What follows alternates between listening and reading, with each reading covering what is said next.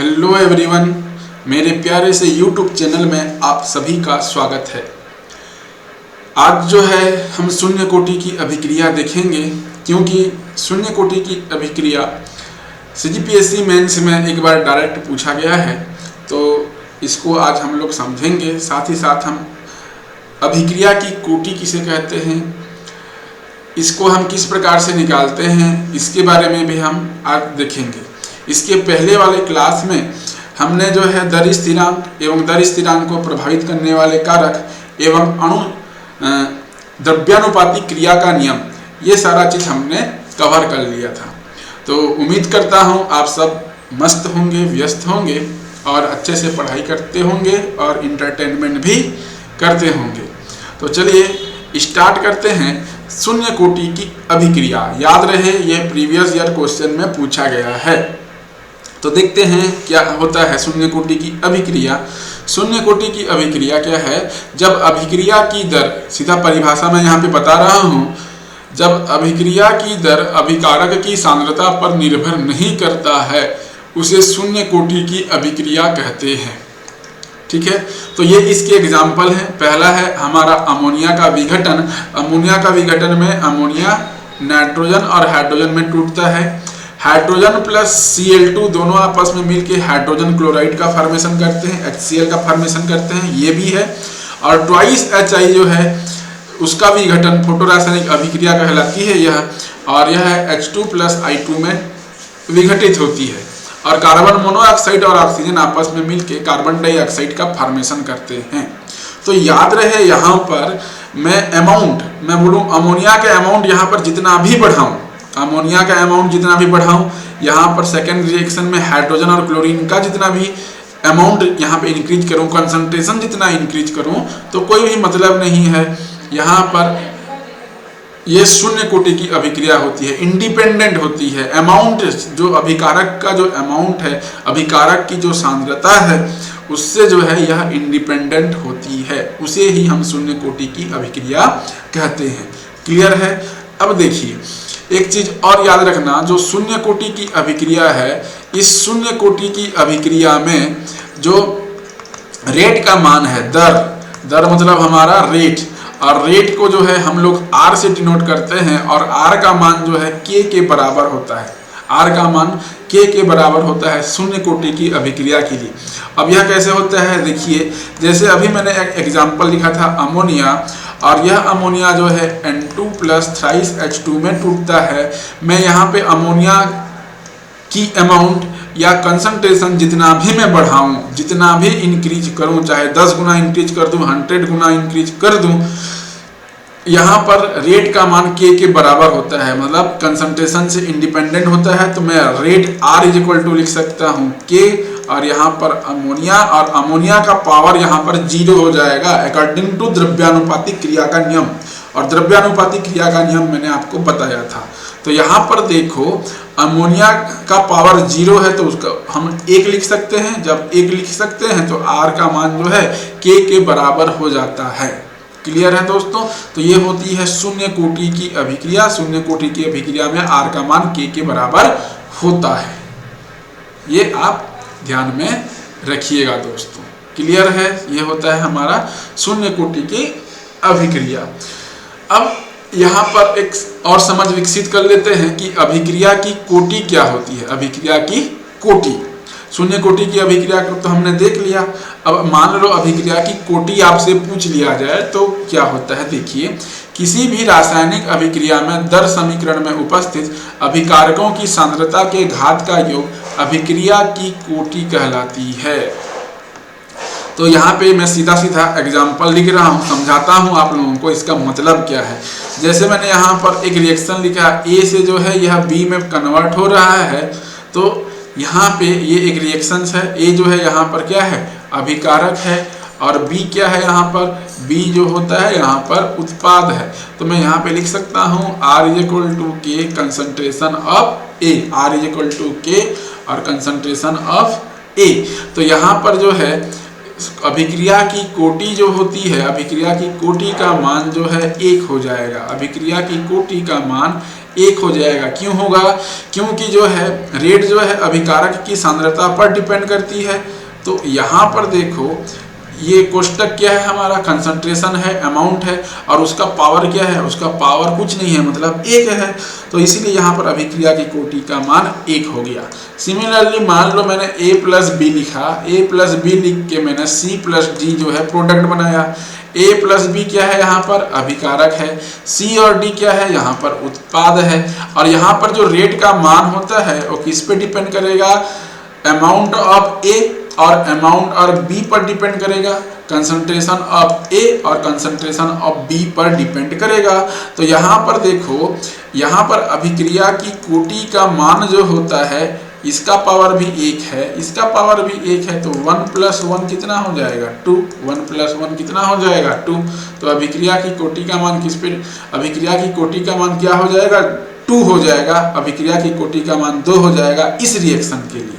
पहले रिएक्शन के लिए अभिक्रिया की कोटि का मान 1, दूसरे रिएक्शन के लिए अभिक्रिया की कोटि का मान 2। और यही तो बोला है अभिकारकों की सांद्रता के घात का योग होता है, घात का योग। यहाँ पे घात 1 है, यहाँ पर भी घात 1 है, तो 1 + 1 2 हो गया।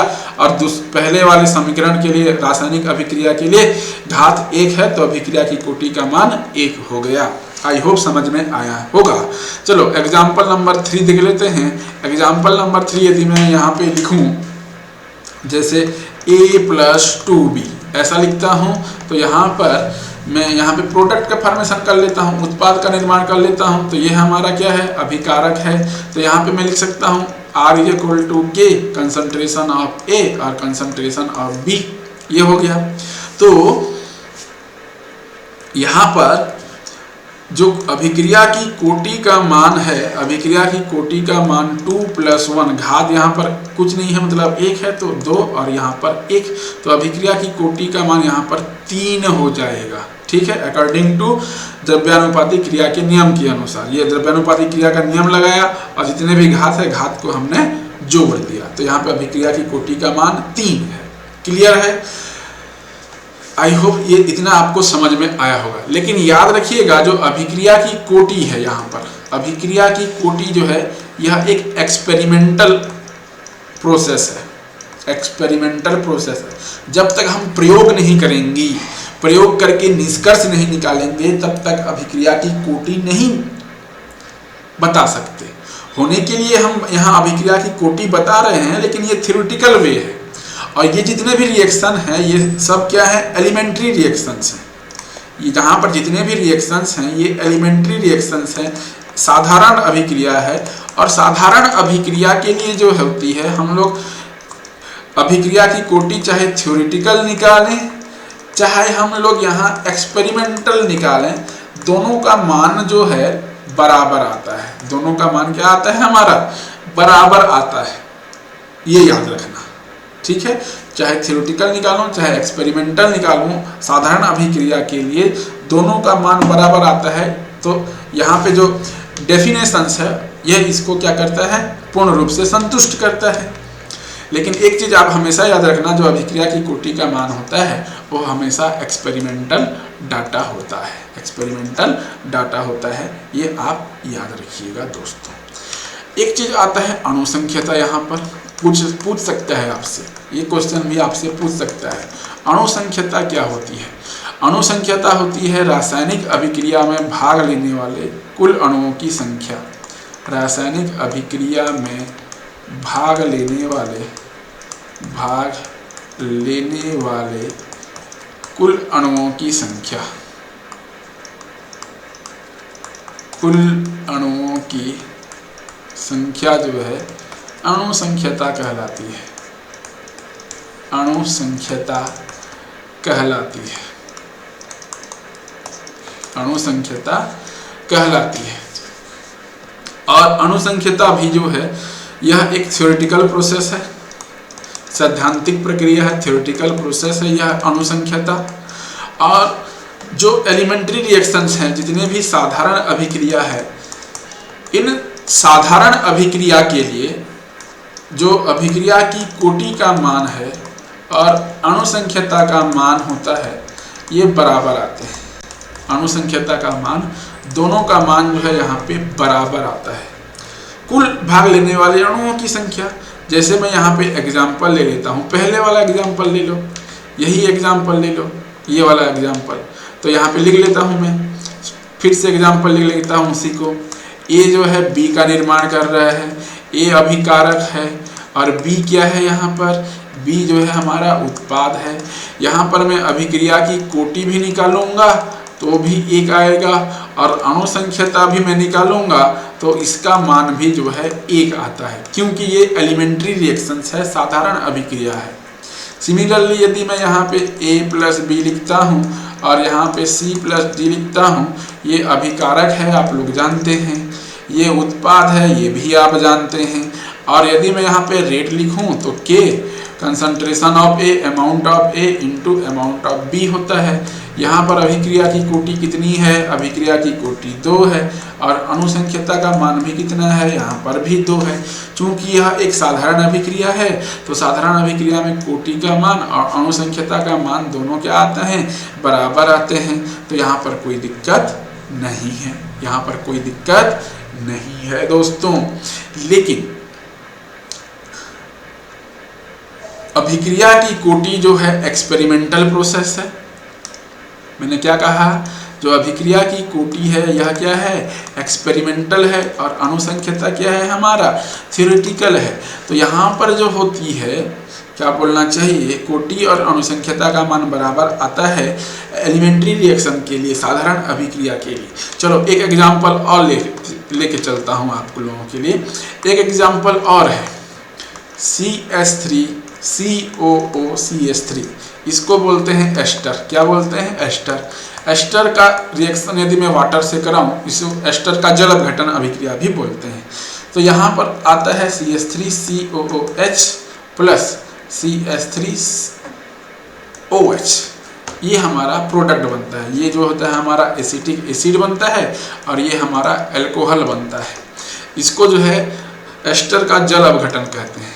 इस अभिक्रिया को कहते हैं एस्टर का जल अपघटन। ये अभिक्रिया का क्या है, नाम है, एस्टर का जल अपघटन। तो यहाँ पर आप अभिक्रिया की कोटि निकालोगे ना, अभिक्रिया की कोटि मतलब R का मान जो है K, और यहाँ पे एस्टर में लिख देता हूँ CH3COOCH3, और आपको लगता होगा ये वाटर पर भी डिपेंड करता है। लेकिन आप याद रखना, अभिक्रिया की कोटि जो है यहाँ पर एक्सपेरिमेंटल डाटा है, और इसके लिए जो है अभिक्रिया की कोटि का मान इस पर्टिकुलर रिएक्शन के लिए अभिक्रिया की कोटि का मान जो है वो 1 आता है। अभिक्रिया की कोटि का मान इस पर्टिकुलर रिएक्शन के लिए क्या आता है, 1 आता है। और यहाँ पर जो अणुसंख्यता का मान है, अणुसंख्यता का जो मान है, कुल भाग लेने वाले अणुओं की संख्या, उसका मान 2 आता है। उसका मान क्या आता है, 2 आता है। तो इससे पता चलता है भैया कि अभिक्रिया की कोटि जो है एक्सपेरिमेंटल है, अणुसंख्यता जो है थ्योरेटिकल कॉन्सेप्ट है। तो जितने अणु भाग ले रहे हैं उसको हमको लिख देना है अणुसंख्यता में, और जो है अभिक्रिया की कोटि एक्सपेरिमेंटल डाटा है, तो इसके लिए जो है अभिक्रिया की कोटि 1 हो गई। आई होप समझ में आया होगा।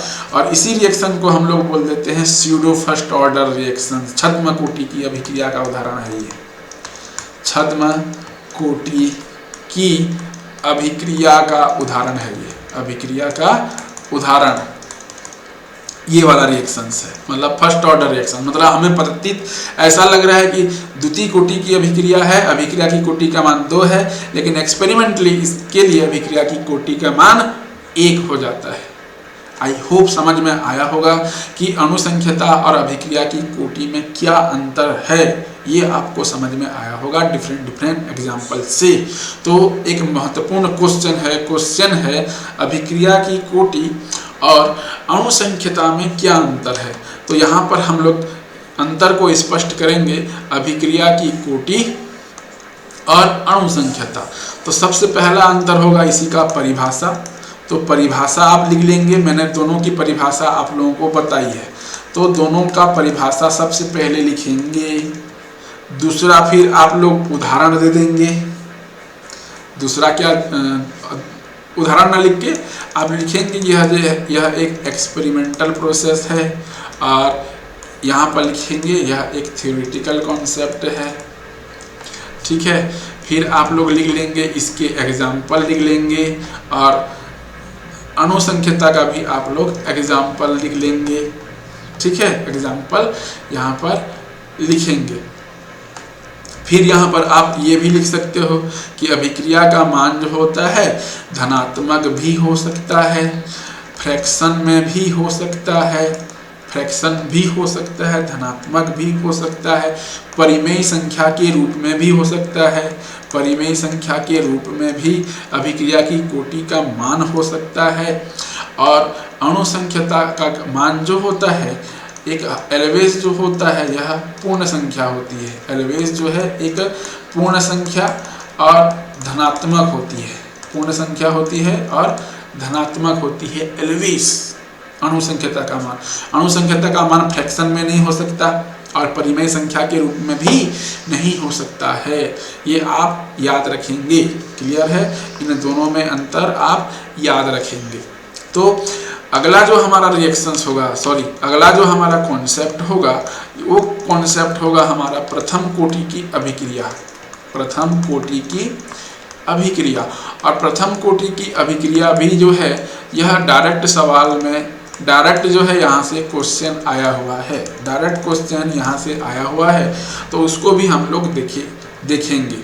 तो आई होप अभिक्रिया की कोटि आपको समझ में आई होगी, अनुसंख्यता आपको समझ में आई होगी, और शून्य कोटि की अभिक्रिया किसे कहते हैं उसके उदाहरण भी आपको यहाँ पर आपको समझ में आया होगा। तो उम्मीद करता हूँ कि ये वीडियो लेक्चर आपको पसंद आ रहा है। यदि पसंद आ रहा है तो इस चैनल को लाइक कीजिए, शेयर कीजिए और सब्सक्राइब कर दीजिए दोस्तों। So thank you, all of you.